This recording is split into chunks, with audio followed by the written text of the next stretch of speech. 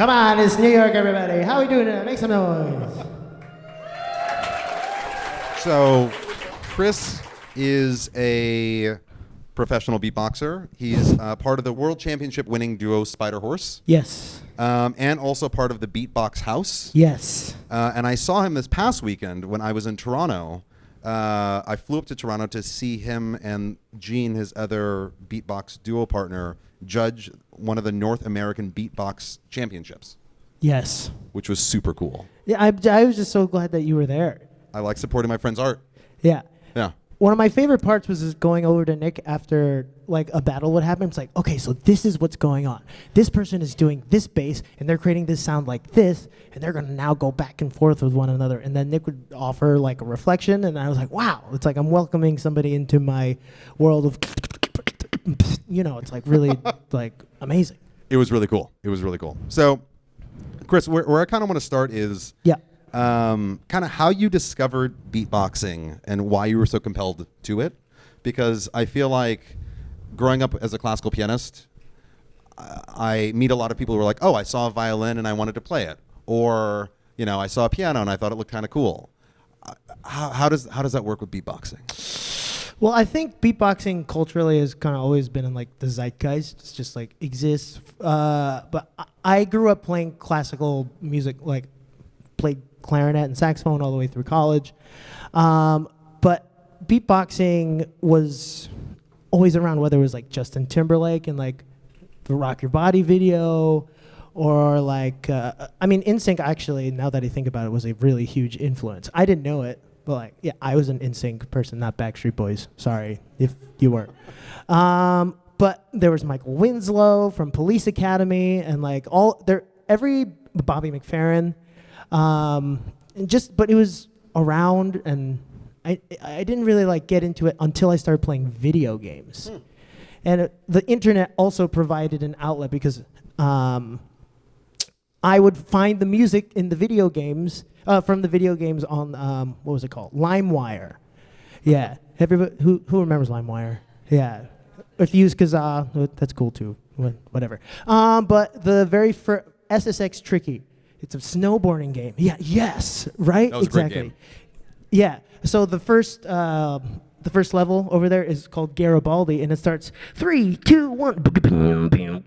This is Roselle. And I was like, whoa, that's like music, and I need to find it. LimeWire. And then so I went on, found the SSX trick, because you know I was a kid, and I came up at an age where people didn't really. At least when I was young, I found out like, oh, the internet is a place I could like find anything that I wanted. So I'm like, I could find video game music. Realized that Roselle was the person who was doing that, who was part of the Roots. Went on a deep dive of Roselle, and then I was hooked.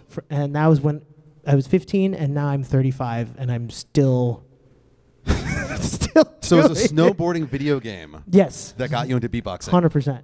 Interesting. Fully. You know, as a quick aside, I got into classical piano because of the Nintendo. Are you serious? Yeah. I was supposed to get, no, my story is sadder than yours. So, sadder? Yeah, but it's not about me, so I'll make it quick. Okay. So I was supposed to get a Nintendo because I was very talented at the Nintendo. Yeah. And my dad went to buy one and he got lost. He passed a used piano store. And he came back with a yellow upright piano instead of a Nintendo. And he's like, you use your fingers, it's the same thing. Those are not the same thing. That's what I said, and I never got the Nintendo. So I could be in like South Korea being like a pro e-gamer right now. That's true. That is a pretty sad story. I'm sorry. That's your story's better. Okay. Yeah. So that's fast. I did not know that about you. Yeah. So I before we go, actually, I'm going to go into the second question, and maybe then you can give an example. But I'd really love for you to talk to us about what practicing looks like for you. And because I think that like through two lenses, one through technical practicing and the second through improvisational practicing, because I think that those are two very different things. This is a good question. I try. I think what's interesting, okay, I'm going to go a really strange direction with this. So I just started doing Kung Fu specifically because of Bruce Lee, Wing Chun specifically. And the method of Jeet Kune Do that he developed was like, you know, picking up things that are useful and leaving things that are not. So that's the kind of approach that I take with practicing beatboxing. Like all the regimented things that I learned from like the conservatory stuff, like with metronome practice and like doing subdivision, like a lot of cross rhythm stuff I'll do, with my drums. And then I'll also take things that I'll learn from, like, I watched this Bobby McFerrin interview, and he talks about just singing for 10 minutes, not judging yourself with your singing, doing that, and then adding the beatbox to it, and then kind of taking those two elements, and then, okay, if I want to create something, let's see what comes out. I'll set a timer, 10 minutes goes by. Oh, there's a little germ of an idea. That's how I've created. So I kind of like separate a practice session in that. It's like, okay, here's a structured thing, and now here's an improv thing, and now we kind of put those two things together with no rules, also with the time limit, because you need the warm up, the play, and then like, okay, let's see where we can go with that 10 minutes to come out with something. So it's kind of like a holistic approach.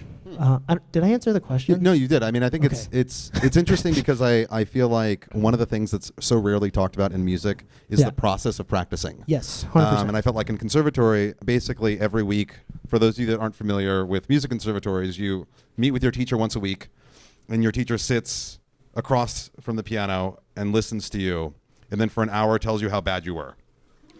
And they're like, here's all the things that you did wrong. And they mark it in the score, and then they hand it to you and they say, come back next week and make all these things correct. And you basically pay a lot of money to have that experience. But then when you go to the practice room, where unlike sports where you might have a coach or you might have a team and you might have feedback from other people, it's just you and your instrument. Right. And I feel like the process of talking about practicing really doesn't happen. You just sort of figure it out over time, or you don't. Yeah. And so I was just very curious to see, what it was like for you. Yeah. So I think one thing too with beatboxing, you can do it anywhere. So, I could just be. This has happened a million times to me on the train. I'm like, and I'll take my voice memo. I'm like, so you're the crazy person on the subway. Yeah, and I'll record it, and I'll go back home and and I'm like, oh wow, and then I put it in my pocket, forget about it for like 2 years, bring it, and I'm like, oh my god, I remember that thing. And then that's when I can spend 10 minutes shedding stuff. Right. Actually, fun story. Where's Caleb? Hi, Caleb. This is how we started writing music together. We wrote a piece called Buzz together. In the initial process, Caleb was like, hey, just send me a bunch of like idea things. And I sent them like 20 like 30-second like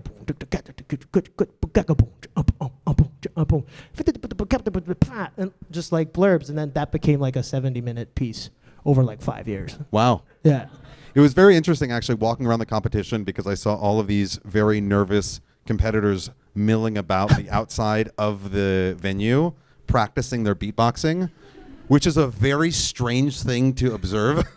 If it's not amplified and you don't know they're practicing beatboxing. That's true. I never think about it because I do it all the time. And I texted Chris and I said one of my favorite experiences of being in Toronto was, funnily enough, in the bathroom of the venue. There's nothing quite like being at a urinal and then you hear somebody nervously practicing beatboxing from a stall. It's like that's our practice room, though. I know, I get that's it. Our practice room. It's like Sopranos in the stairwell of the conservatory. Yeah, I get it. Yeah. But it's just funny. Yeah, of course, because you're like about to go on stage. You don't really have like a green room, so to speak. I understand. And you're it's like, just I have 90 seconds.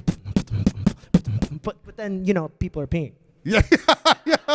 No, I know. Yeah. I was one of those people. So natural segue. Would you mind sort of giving us an example of your beatboxing of just maybe 90 seconds of something that you think would be a good representation of the style? Okay. Yes, I can do it. We'll do a beatbox style. When I say the 3, y'all say the 2 and the 1. In 3, 2, 1. Beatbox. That's so funny. People, I know who's been to a beatbox. This is an educated audience. Yeah. I must be dreaming. Can't control this feeling.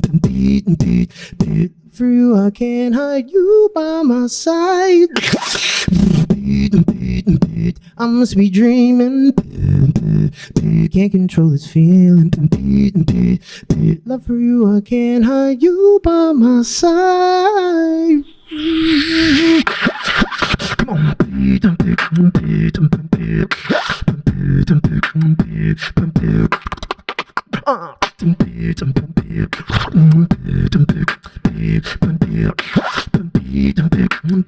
I must be dreaming. Can't control this feeling. Love for you, I can't hide you by my side.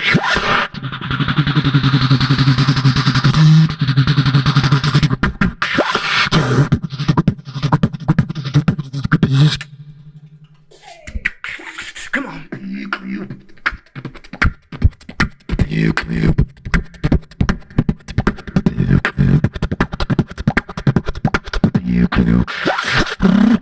Oh yeah.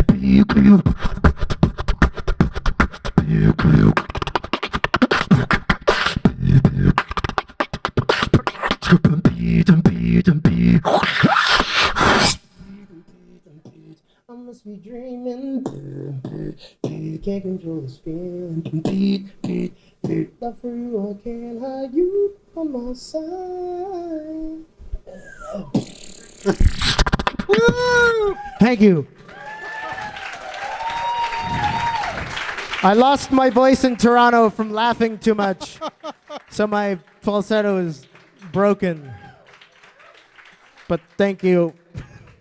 I really want to do a photography project of capturing the faces of people who hear beatboxing for the first time. Yeah, it's the best. I think it's my great. favorite thing. Yeah.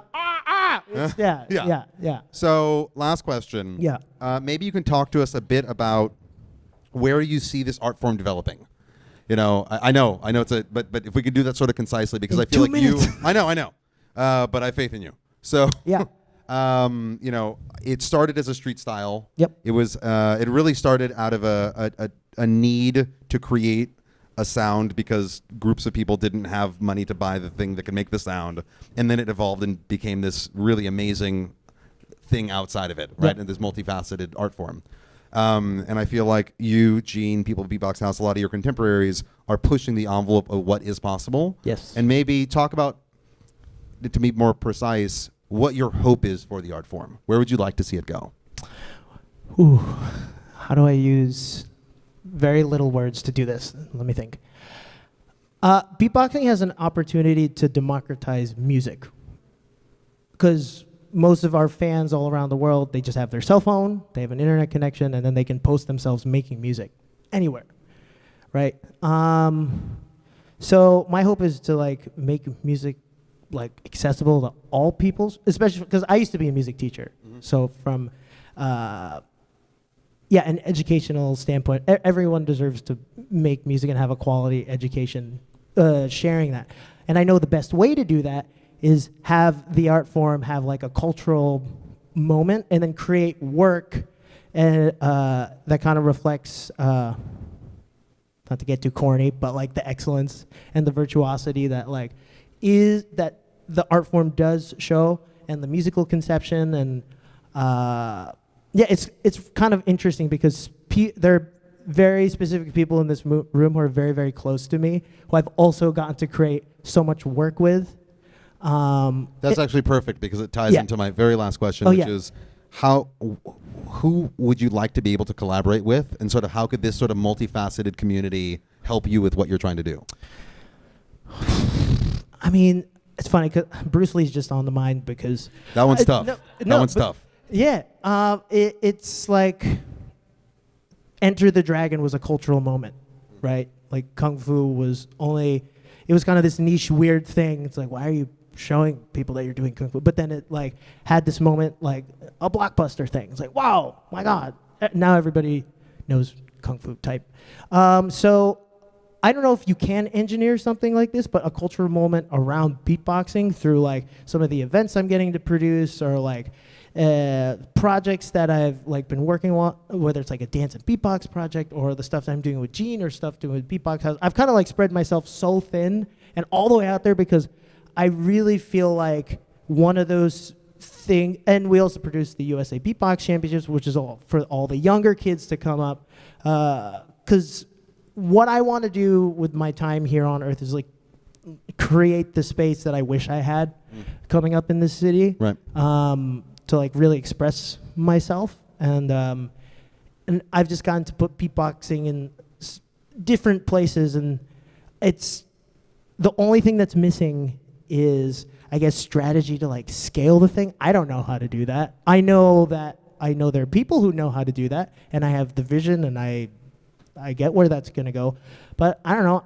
It'd be cool to make a movie. I don't know, or like I have a show that shows, look, this is beatboxing. You can catch it 6 nights a week somewhere, right. in downtown, cool kind of thing. So awesome. That's the short version. Well, thank you very much, Chris. Round of applause, Thank you, Chris. everybody.